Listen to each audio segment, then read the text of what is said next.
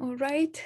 Good morning, everyone in Seattle. Good afternoon in the United States, where some of our partners are on the East Coast.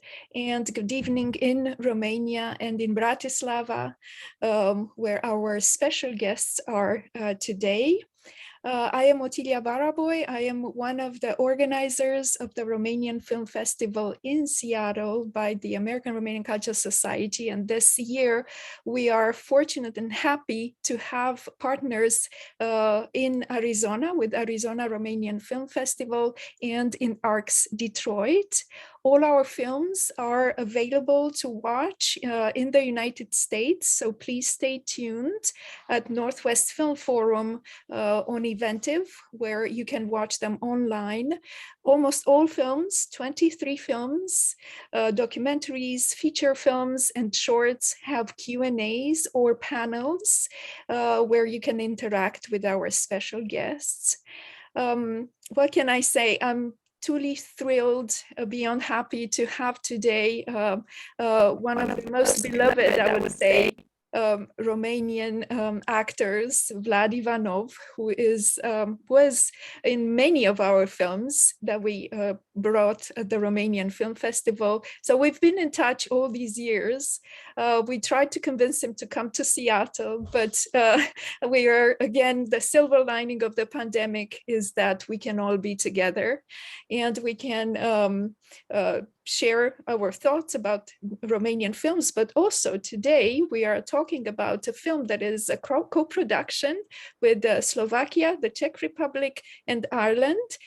So we are beyond happy to have the director as well, Ivan Ostrochovský from Bratislava, who will join us today to discuss about this beautiful film about the communist past, about collective memory, about oppression, the tension between the state and the church, the personal choices that we have to make, and resilience and resistance.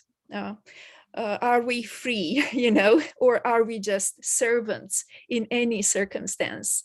So thank you again for being here, Vlad Ivanov and Ivan Ostrochovský. I will start by introducing your work, although I know you are known to the public. I will start with Ivan Ostrochovský. Before he made his documentary debut, Velvet Terrorists, in 2013, he made several documentary shorts and series. Velvet Terrorists premiered at Berlinale in 2014, where it won the Tagesspiel Readers Award. Congratulations. His feature debut, Koza, in 2015, also debuted at Berlinale in 2015 and was selected by the festival director to be nominee for the Best First Feature Award. It was also shortlisted for 2013 European Film Awards and was the Slovak Oscar Entry for 2016. I can tell you about The Servant that it has wonderful reviews in the American press. So please, we published a few of them, but if you are interested, Google the film and you will see the impressive attention that it got in the American press and not only in Europe as well. We're very fortunate to have you here today, Ivan. And about Vlad Ivanov, I can tell you that you might have met him for the first time in his film where he had the first part, I would say the wonderful role of Dr. Bebe, again another doctor, because he plays a Dr. Ivan in this film, Dr. Bebe, in 4 months, 3 weeks, 2 days, that got the Palme d'Or in 2007, a film made by Cristi Mungiu.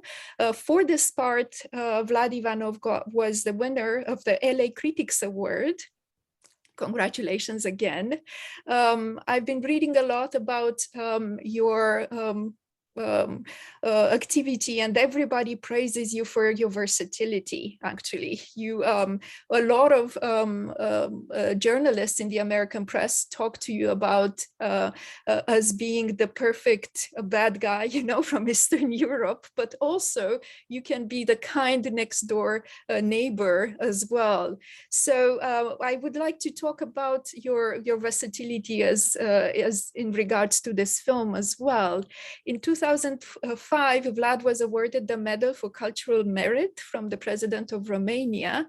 And I will quote just a few titles of films where you played. Our viewers know Police, Adjective, The Whistler by Corneliu Porumboiu that played at the Romanian Film Festival, Tales from the Golden Age, The Concert by Radu Mihaileanu, The Whistleblower by Larisa Kondraki. And in 2016, he featured in 3 films at Cannes, Maren Ades, Tony's Erdmann, Graduation by Cristi Mungiu, and Dogs by Bogdan Mirica. Another film that had him as a central character was One Step Behind the Seraphim by Daniel Sandu that we also brought at the Romanian Film Festival in Seattle. So Vlad, I think you have a lot of fans in Seattle, and I do hope you can join us at some point, you know, at one of the in-person editions. So I will start by addressing my first question to both of you, both to Ivan and Vlad. This collaboration is quite amazing and intriguing. So can you tell us more about how you found yourselves, you know, and is this common, you know, this type of co-productions? So this film has partners in Romania with Libra Film, in Slovakia, in the Czech Republic, and in Ireland. And I'm just wondering how you found each other. How come you picked him, Ivan? We picked Vlad for this part. Vlad, say, you start. How you meet, Vlad? It was a very, very, very funny story. We were together. I mean, we were in Berlinale 1 year before shooting, and Katarina Tomkova, the producer, it's her birthday today, so happy birthday, Katarina. And Ivan, they called me and asked me very kind to meet them to talk about a project. And of course, I allowed to meet together. And Katarina and Ivan explained me about my character, about the action of the film, and I was really very, very excited about the subject and about my part in the film. And the final question was, Katarina told me that, you know, I talked to your agent, and your agent told me that you can do it in Slovak language. And because I didn't want to tell, I don't know, not anything about that, I lied, and I thought, okay, I can try something, we'll see, you know. And we shake our hands like that, and immediately after our meeting, I called my agent and I told Richard, when you have these kind of ideas, please call me first. and he told me, come on, Vlad, you learn Hungarian language for Laszlo Nemes' film, Sunset, but Slovak, it will be like that for you, nothing, it will be okay. But I can say right now that I was very, very happy because Ivan didn't doubt me in the film, and so because Vlad say, when I will be adopt him, he kill me. I must. He is the bad guy, right? Yeah. Everything was Vlad say, I must. Like in Michael Jackson film, I'm bad. Yes. No, also Vlad missed the funny part or meetings because Vlad was in jury in Tallinn Film Festival. Yeah. We won with the Koza movie, and I don't was there. I have on this video connection, and Vlad give me prize, and I say, I don't need prize. You must play in my next film, and it was like joke, because you know. And after this, we started this work. But it's so nice that it happened. It's really happened. It was a Yeah. pleasure to meet each other and to work together. It was so And nice. learn Slovak. I know. And hope, Ivan, this is the beginning of a beautiful, beautiful friendship. Right. Right on. So is this a friendship at the national level, you know, with all these countries involved in the film? How is this working? Is this common, you know, for European films? I've seen this a lot, actually. Yeah. It's like normally in 80% we have regular co-production with Czech Republic, because also these stories like from this Czechoslovak time, and it's like Czech co-production is like first option for this. And we have English script, Rebecca Linkevich, which is based in London, and she wrote script for Ida and for this Ireland co-production, and it was like very easy logic. Rebecca was also in one jury with Vlad, and I working only from with people from jury, because in the next festival, you know, we'll have prize. Wonderful. So it seemed that these European film festivals are a catalyst for bringing collaborations. Yeah, and yeah. It's like logic, a nice place for meetings and speaking about this. You know. Wonderful, wonderful, which was not the case before the fall of the Berlin Wall, right? So which leads us to my next question to you, Ivan. What made you pick this difficult topic? And I was wondering if the collective trauma of communism is as visible and dominant in Slovakian, Czech, former Czechoslovakia, as it is in Romanian, film. Yeah. It was like not problem. It's like because it's 30 years after this time, the communistic time, and in Czech and Slovak cinematography, have a lot of films about this topic now, and I feel it's like more Czech films. It's like because Czech have like strong tradition with comedies. It's a lot of films are making like this communistic time with like very funny moments. It's like nice and very good films, but I feel it's like it is not like feeling from this time people don't feel very comedial in this time. I understand it's good for cinema now when you see the comedy about this time, but with my scriptwriter Marek Leszczak, we think long time which topic it's good for, like watching for this period, like from like different plays or different like optics, and we find this story about the hunger strike. It's like real story, and we started researching this like Catholic space in this communistic time, and we find this Pacem Interis organization, which like making to get this Catholic priests which collaborated with the regime, and how these people thinking, why these people making this. And we don't want to make like films like this is bad communistic guy, this is bad Catholic priest which collaborated, but these people collaborated also because like I don't know, whole society, like my father go to first my parade and making like these small compromises with regime for like I don't want to have problem. It's not collaborated like not go to communistic party, but making like these small compromises.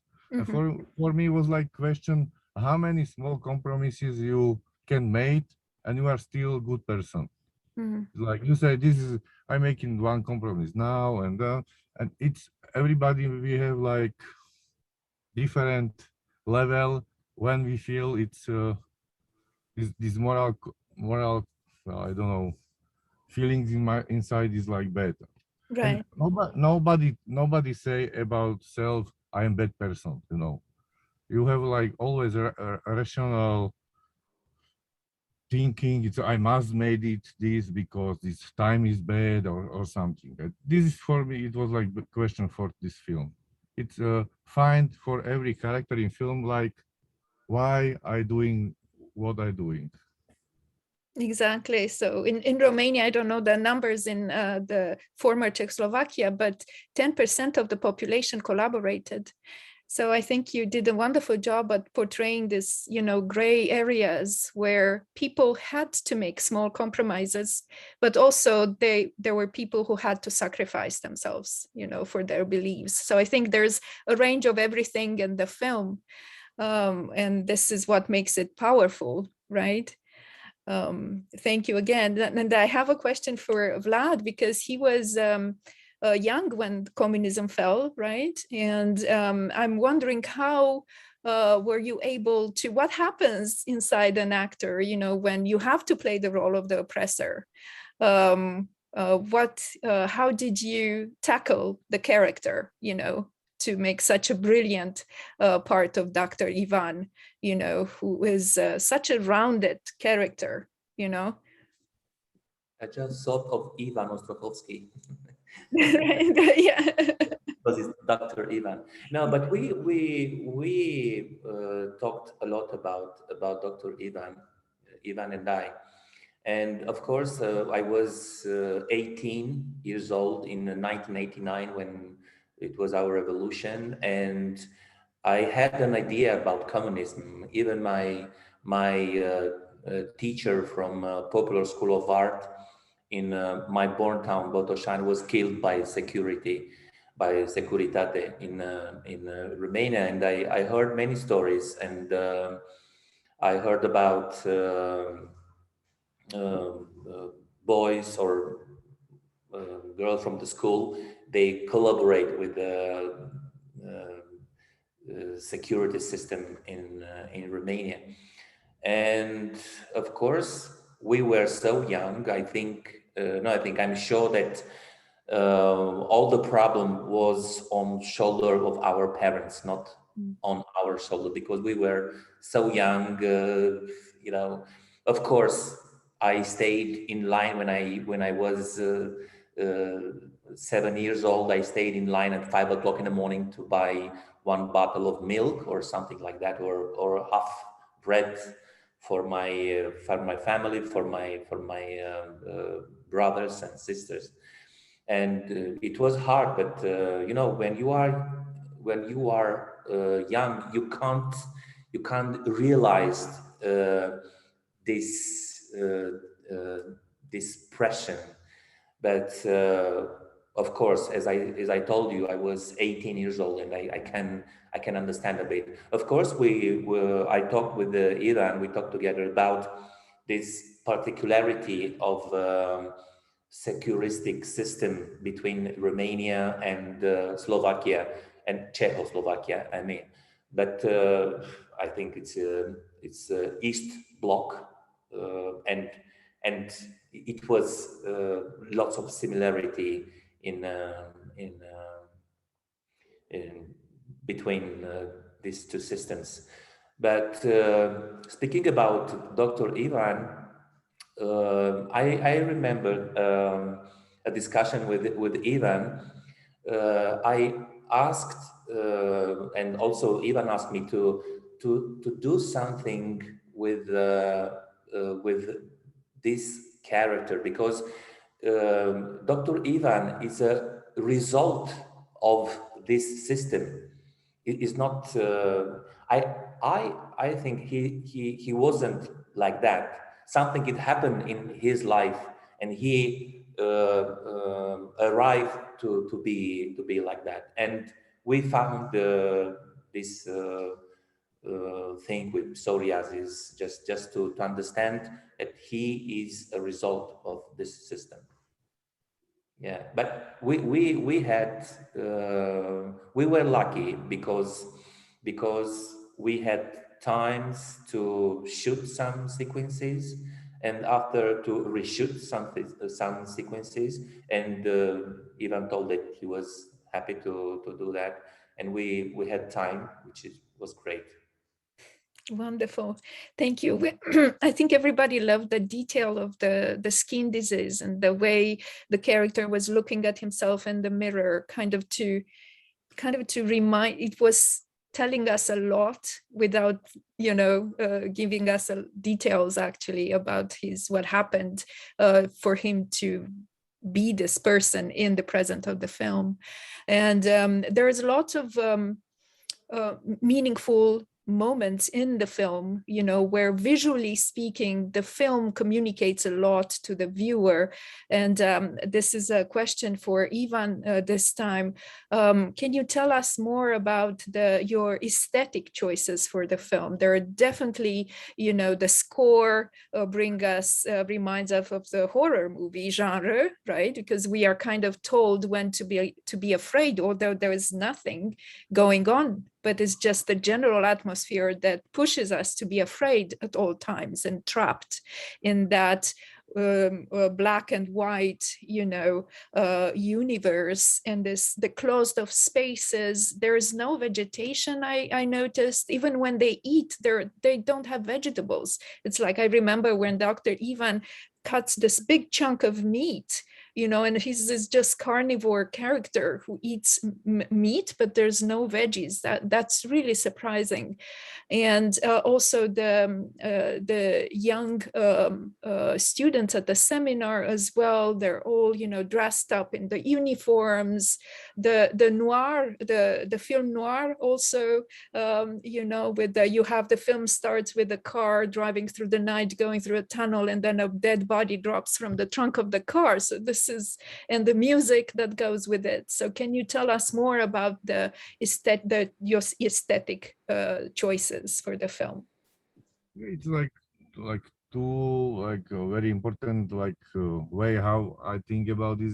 When we meeting with this guy, it's all 50 years old people which study during this time in the 80s, and a lot of speaking everything, but everybody say feeling like paranoia feelings during this time when I was in school, because it was some student working for secret police, and when you feel something, it was also very bad.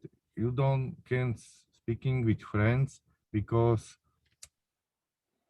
these friends will have problem also, because something and you have secret, and it was problem. It was close inside, and also the silent. It's like in movie. It's like the silent is born in this paranoia moment, and this paranoia moment was for me like in the head when we shoot this film, like in every moment. And also I lot before I working with no actors, and these young guys is also no actors. It's not, and I know these no actors like play very well. We speak with Vlad a lot of, because Vlad helped me, because this cooperation with this, I speak with Vlad how he have we will be working with no actors, and Vlad must making tempo and everything, because you must watch. And it was very hard because Vlad don't speak Slovak, and a lot of times the Slovak young actors missed takes, but I don't know how. Yeah, till moment when these people lost the sentence, but Vlad started with the good sentence. I don't know how he made it, but it was like a miracle for me. And because I know these young actors is very bad when how play this emotion, and we don't want to play like crying or something. It's stupid. But I know from previous film we must find space which have this character and this emotion. It's inside in this space. It's not like with playing, but big space, small place, like raining, black and white music, like this emotion must born from this, from architecture, from music, from how long will be the shots. I always preparing these no actors will be play very bad, and I must I must making everything with this like filmmakers, not like theatric theatric director. But Vlad helped very. We speak with Vlad long time about how working with no actors, and it was very. Vlad helped very much in this scene with the guys. Wow, thank you. And It's wonderful. also this school director, it's also is not professional actor. It's like old Slovak theatrical director, and he never played in movie, and it was. Wow, amazing, amazing. The results are impressive. I didn't think for a second that they were not professional actors, actually. So it's really wonderful that you managed to make them perform at their highest potential. Wonderful. This tells us a lot about your art as a director. Congrats. And to go back to Vlad, I was wondering because I was wondering if he is speaking Slovakian or not, and then I could recognize his voice because again, I mean, we've seen them in so many films, so we know his voice actually. And I was wondering, does he have an accent in Slovakian? And did you leave the accent there because it was bringing another dimension to the character that already had some weaknesses like the skin disease, like the loneliness? And is the accent, if it exists, telling us something about his origin, or is he a foreigner? Is he an import? And is he, can you tell us more about the accent, or the Slovak, or the lack of accent, or so this is, I guess this is both for both of you, for Vlad and for. It's funny because Vlad have originally, when he speaks Slovak, he have Russian accent. And it is like I never thought it's possible, but it was perfect for this character, because secret agent during the communistic time, it was like it's okay. It's like, it's like sometimes happens something what you don't think it's like not original idea, but happen, and it was like perfect, and it's like. Yeah. So Vlad, were you conscious of this, that you had a Russian accent actually? Was it conscious? Because Vlad speaking Russian little. I was conscious that I have an accent in Slovak because it is not my language. But I did my best. I did my best because all the time I'm very serious. And I think 1 year before, 2 years before, I played in Hungarian language, and I knew it that this work, it is very, very serious, and you have to do it in a very serious way. I told you I was very happy when Ivan told me that, Vlad, you have an accent in Slovak language. It's normal, but for me it works like that because it's something, and I don't want to doubt you, and I respect so much Ivan for this decision, because speaking about film directors, nobody can convince me like an actor, that an actor who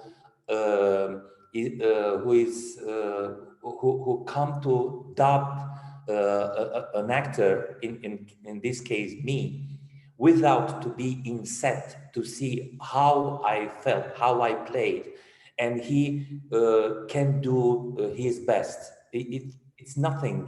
And for me to see me without my voice, without my, it's really horrible. But I was very happy that Ivan chose that. Do not doubt me. Wonderful choice. We are happy that you made this choice, Ivan, because it's really brilliant. It's a perfect. Also, how we said it with Vlad, nobody in Berlinale don't listen this accent because nobody knows Slovak, Well, I mean, I don't know Slovakian, but I could tell. somehow I could tell. Okay. Yeah. So that's why I wanted to ask this question. And also when I was impressed by Vlad's versatility in all languages that he played parts in, he in German, Ukrainian, Hungarian, Spanish, French. Yeah. But Yeah, Vlad, you speak Russian. Yeah. I think they're also happy because it's like Slavonic language, and I think you use this. And because of my origin, Russian origin, so I think. Yeah. But speaking about languages, which I played, for me is not. Of course, it's important to learn very well my lines in these languages. But what is really important for me, it is to play in this language, to forget the language and to play in this language. I remember, I think in Laszlo Nemes' film, because I had a very big part. Laszlo told me, forget about the language and play. Even if you don't say very well the word, but play. And Ivan told me also the same. I think this is the way to do it. Not to say very correct the word, because you lose your play. So it's not okay. Yeah, thank you. And I have one last question for you, and then I will open up the floor for questions from the audience and from our audience on Facebook.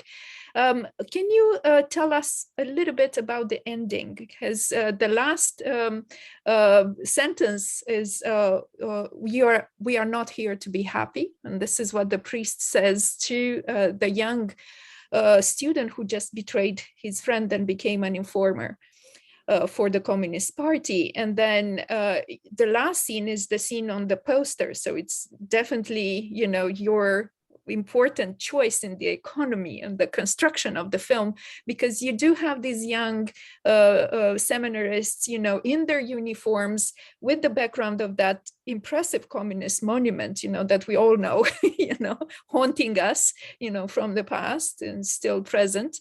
They're having a snowball fight. And in the snow, and they're so joyful and happy. So what is the message behind, This mistake, because I don't know this communistic monument. We think these ice creams, No, it was like, it's very. I have problem with this because it's like too much symbolic for me. In one moment, it's like these young people playing, and the communistic monument is there, and it's like heavy. But sometimes I have moments and using also picture like this, but it was like because all film we don't using this communistic curiosity, not buildings, not too much cars. It's not like we was inside school. I want to in one moment like for like 100% show like this monument, how it's like feelings like something is big and you are small person and want to like play in your life, and this is something there. It's like very easy and clear, but in one way, but very like it's not true. And like for me it was more not idea, but like these feelings from this picture was more important. So it was like, irony. Yeah, like it's cold and this, yeah. It's like I hope so. It's like it's a lot of how you can reading these pictures. It's like you can reading also with irony, this like with sentiment, with horror. It's I always like when this every picture have like many options for interpretation. Not this, not this or this or this. Yeah. Vlad, what is your take on the ending? Is this to tell us that there's a seed of rebellion, of resistance in the youth that we cannot smash, especially from, that you played that character that was, in charge of, policing these young men? Vlad was very sad because he wanted to play in the snowball scene, but I said, but sorry. No. I really love in the film this sequences when Dr. Ivan is like an evil, and in his house he's like a very normal. Do you remember the sequence when he ironed the pants Yeah. like that very and looking to his psoriasis and after I love Ivan for this final frame of the film is when he's looking to that lamp and after he's like that. It's a human being, you know. It's not that but it's more you know it's this very it's like a fight inside of him between an evil and the normal people. Wonderful. Yeah, I love that scene where you are following your doctor's orders who told you to do light therapy. And I thought that he told you get out, but there's no sun in the film. So you are just, he was talking about artificial light therapy. So wonderful. Very ironic. I love that. Thank you so much. And please, we open the floor now for questions. Don't be shy. You can address them directly to our wonderful special guests or in the chat, and we'll read them for you. So go ahead. Otilia, I would like first to thank Mr. Ivan Ostrochovský and Mr. Ivan Ivanov on behalf of the ARCS board. And we are grateful to you for taking time and talk to us and our audience today. So I have a question for each of you, and they are actually follow-up questions of Otilia. It looks like we think alike. Ivan, we have seen this aesthetic choice made by several other directors, choosing a black and white film, a genre, because the medium is loaded with meanings. And of course, we understand that. But for me, it was interesting because I could go either way. Either something along the lines, if you are not with us, you are against us, it's black and white. Or is it actually a grayish film with a very nuanced spectrum of shades of gray? What was between these two, or maybe other options? Yeah, it was like also always a long process because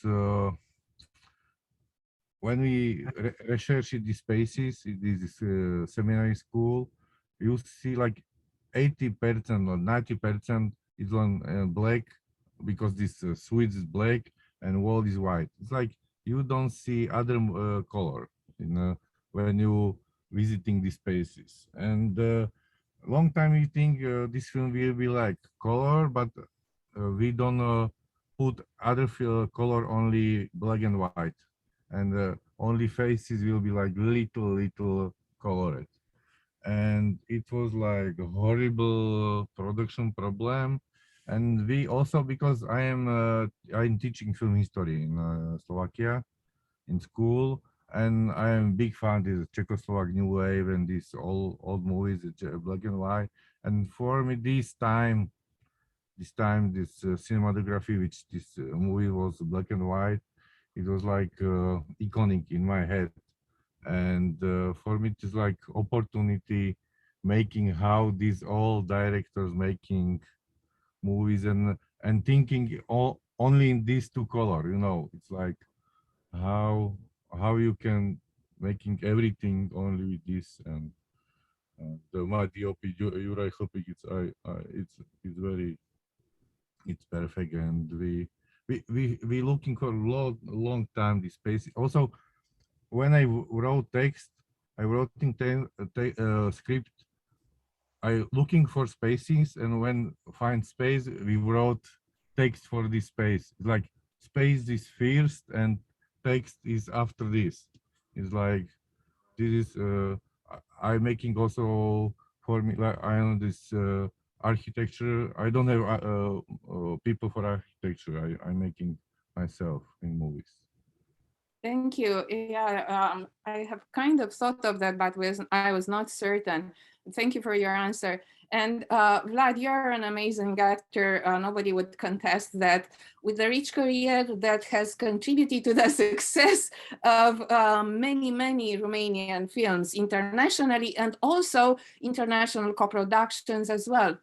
So in this film, we don't know much about Dr. Ivan, the role he played in The Servants, other than that what he does for a living and his condition, medical condition. And I think the silence in this film speaks volumes, actually. But each of us, the viewers, may attribute different meanings to that silence. So the question is, what was the most challenging means of communication for you as an actor?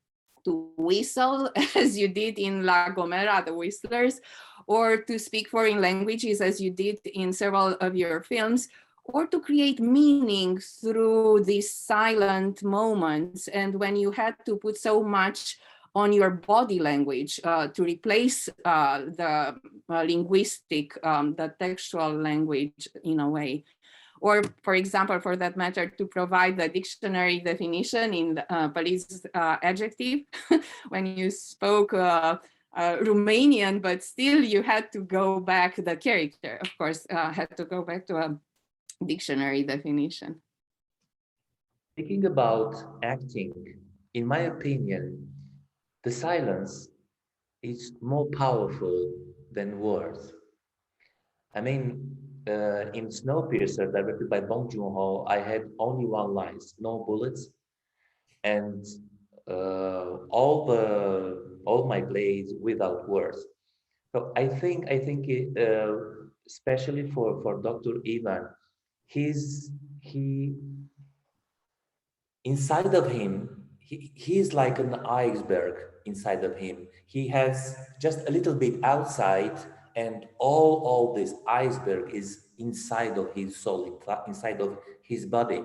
And I try to understand, and I think the silence is more important. It's very important for this character, and I think the silence talk more than words. Sorry, Ivan, the script is really amazing, but I think that the silence it's more important than words, especially for Dr. Ivan, because silence is his world, is his way to live, because he's alone. I remember that I talked to Ivan about his humanity part, and I told him, maybe Ivan, maybe he has a kid, and in the morning he goes with this kid at the school, and maybe we can have a sequence like that. And Ivan told me it's a very good idea, but not with the kid, because it's too much. It's more human for Dr. Ivan, and which is this psoriasis. It was so nice. Yeah, but I say for Vlad, you must choose psoriasis or kids. Vlad choose psoriasis. Thank you both for your answers and for the opportunity. And to follow up now, Mary, would you like, I think your question is perfect about the tension. Would you like to address it yourself to our guests? Well, thank you very much. It's an honor. And thank you for being with us. It's such an honor. And you do have a lot of fans here in Seattle. So I was thinking about the tension. The tension is so intense in this film, and so many things combine to make that tension, including the soundtrack.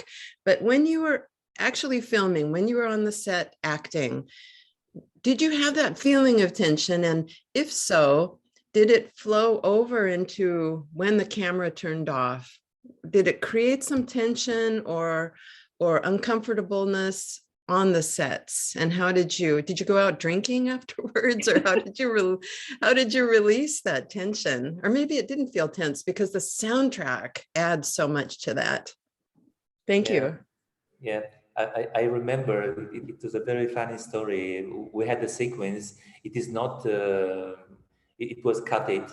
But when Dr. Ivan is drinking on the sofa and he's a little bit drunk and like that, and I remember that the guy from the props came to me and asked me what kind of alcohol I drink. I mean, for what is this question? Because you have this sequence, and the film director told me to ask you, what do you want to drink? And I told him, ask the film director what he wants to drink, what I have to drink. If it's red wine, put like a juice with the black color. If it's whiskey, something with tea or something. Oh, but it's not possible. You have to drink wine, whiskey, vodka. Guys, I am not drinking on set. Just put tea or something like that. It was so funny. It was so funny. But speaking about tension, and Ivan remember me about non-actor and professional actor. We had many non-actor in film, and I told him that in a Hungarian film, the film director didn't tell me before sequence that the actor is non-actor, and I can feel it. I can feel that he is a non-actor. And after 2 sequences like that, I stop and I go straight to him and I tell him, these guys are non-actors. Yes, yes, please. I'm not stupid. I can see and I can feel that. But for me, it's very important to say me that, because my concentration, it's more than for a professional actor, because I have all the instruments and he has not my instruments, and I can't play with him in a professional way. So I need more concentration for that. But it was really amazing because they are not professional. They forget the lines, but what was very important was the energy of the eyes. I was all the time in their eyes and in their minds with all my energy, and I can feel it. I can feel that they can't say the word, and I can't. I don't know. Sometimes it's a miracle. It's really a miracle in that time, but it works. It works. It really works. Yeah. It's magic. Sometimes it's magic. Yeah. Magic. Thank you. Thank you. Thank you, Mary, for the question. Wonderful and wonderful answer. Marie Louise from Arizona Romanian Film Festival, our partners this year, she has a great question as well. Would you like to address it yourself, Marie? Of course, and I also have to thank you both for being with us here today. You have a lot of fans in Arizona as well. I wanted to ask, I remember conversations in Romania about movie directors who chose to about the communist past, including Mungiu's film. But of course, that was 10 years or more than 10 years ago. People were saying that by continuing to make movies on this topic, we kind of make Romania exotic to the Western audiences. And so I wonder what kind of conversations are in your country, Mr. Ostrochovský, and how was the movie there? How was the movie received in your country, as opposed to how it was received by Western audiences? And finally, I guess what I'm trying to ask is, what do you hope for your audiences to do with this movie? A hard question, because when you're preparing film, like everybody say when this film will be black and white and for free format, it's not possible sell this movie in television for television. It's like, and you must make decision. Okay, we make it, and also when, because we have Eurimage and a lot of this European money, and we have a lot of comments. Nobody from Western countries not will be understand what about this film is, and it's like hard question how working film, when you say something, it's you must its answers, it's a lot of people don't will be understand, and I don't think some Western director or screenwriter thinks will be people from East Europe understand my films. It's like I don't, it's not question. You work, what do you need to say, and we say what we think it was like important, and we focus this film for our space mental, and when this space is bigger, it's very nice for me, but I don't think so how will be people in Finland or India or Africa thinking, you know. It's like it's not possible making this it's like a mental construction. It's and I think it's a film about moral, how start how many this moral we speaking about this compromises you can make it. And it's not about communistic time, it's about everyday life.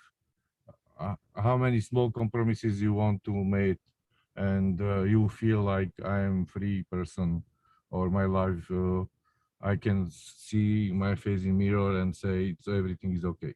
It's not about the communistic time, you know. It's about how you want to live your life. It's for me, this communistic time is like for metaphor for pressure, you know.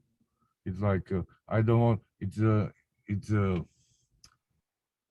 30 years after communistic time is not important. Say the communist time was bad. It's everything. Everybody knows, you know. It's like how using this metaphor say something important for today. It's like more important for me. Thank you. I thank you. Vlad, would you like to add anything about to this question? No, I remember speaking about 4 months, 3 weeks, and 2 days.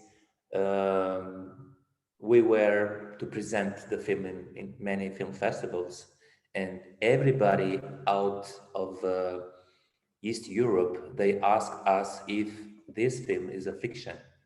They don't want to understand that it was a real fact in the Eastern Bloc, Eastern part of Europe. So for me, it was shocking, as for them, but for me, it was shocking because of course, I heard a lot of these stories. Mm. Yeah, it's always hard to explain even to our kids who grow up here what happened. So it feels, in a way, for us, it feels like we didn't talk enough about it, and we moved on too fast. And at the same time, we have to move on. 30 years after, we all have to move on. It's true. And Irina Van Patten has a question here. Would you like to address it, Irina? And we can wrap up. Yeah, I was curious, why did you choose religion in particular for the background to talk about totalitarian oppression? Because is that because it's easy to talk about it through religion, or maybe religion brings something more spiritual that it's getting the point across? So that's my question. Thank you. Yeah, it's like how I say, we a long time looking for like story, because in Czechoslovakia we have like several movies about this communistic time, and I think so. It's like this you know, this every people in this during the communistic time making like small compromises. But it is different when you are normal worker or student in normal school, and you making these moral compromises, and when you are priest, because morality is like your job, you know. And when this priest making these compromises, is like more harder and like readable for people. It's like more more destruction for these characters. I think so when we choosing this school, and also this for me is always understand, because when you have character in Catholic seminary, you in first moment understand what these people feelings, what these people have like moral construction, and you have the communistic ideas, and you have this Catholic world, and these ideas go pushing in this movie. It's like, and also when we working with no actors, is very, for me, it's very good when this like fierce explication is very clear and understandable. Sorry. Thank you for this visit, Mary.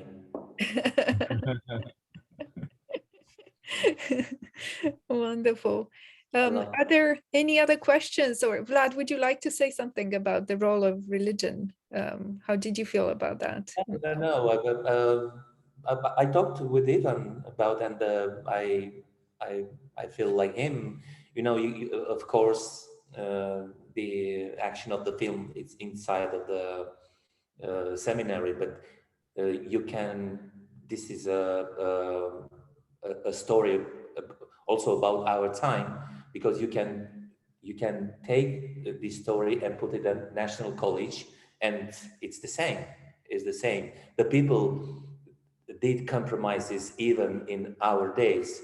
I don't want to talk about COVID, but if you think a bit about this period, you can see not people's, your friends, they did many compromises, and you can see in front of you your friends, your best friends, how they lose their minds, how they become like evils. They can't be normal, to talk normal about something. You know, it's completely crazy. I sometimes the journalists, they ask me, what do you do right now, and what do you how you feeling this? I want to stay and see people's and understand what happened with them, with me, in the relation between me and them. And I don't know, maybe thanks God, maybe I can be passionate and to understand. I don't know. I wish to understand them. Thank you. Thank you so much. We are going to wrap up, but I think everybody's curious to know, what are you working on, both of you, right now? What is next? What surprises, wonderful surprises, do you have for us? I was very sad when we shooting the Servants, because I have one scene where Vlad singing, because Vlad singing very nice, and he never singing in movie, I think so.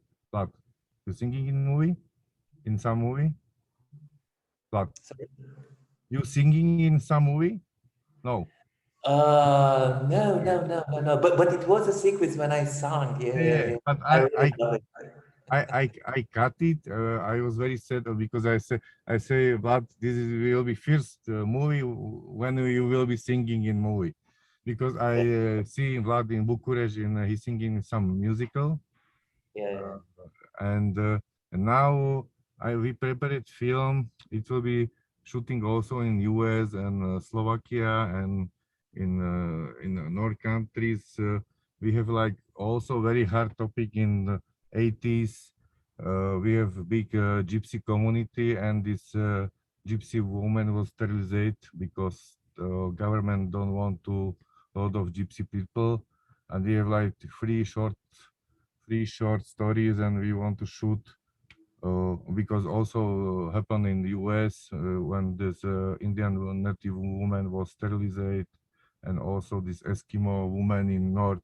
We like three short movies about the same, like this woman was, how this was, because it's not only in the communistic time, it's about how this minority working these people, and we will be shooting in June, but Vlad will be play very good character. He will be teaching Roma children singing.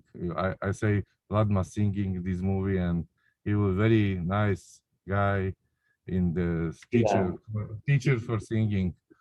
Ivan, forget about it. I will do it in a bad way. No. You have a reputation, right? Good person, Vlad, for sure. Yeah, but it's really very funny every time. But every time when I go to present the films in film festivals, everybody told me, but it is such a difference between the actor and you and the actor. And I thought, yes, because I am an actor. I'm not no, it's yeah, like Yes. that. Your reputation of being a very lovely person preceded you. I knew you were. That's why, like, we have to invite him.